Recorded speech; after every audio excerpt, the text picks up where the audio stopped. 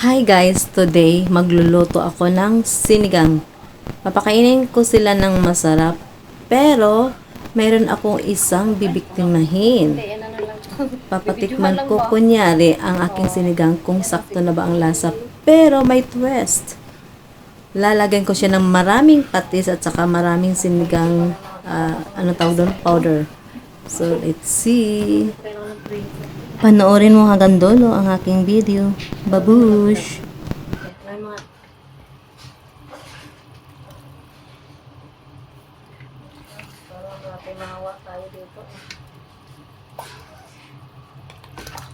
Ito maganda lutuan, no? Kasi ano siya. Hindi lang pang pamilya, pang sports pa. Papatikimin natin yung mga tapledit natin kung sakto na ba sa asin. Pero ipaprank natin, ilagyan natin yung maraming patis. Yes, kumakain ka ba ng sinigang? Kumakain ka ba ng sinigang? Ano kumakain sinigang?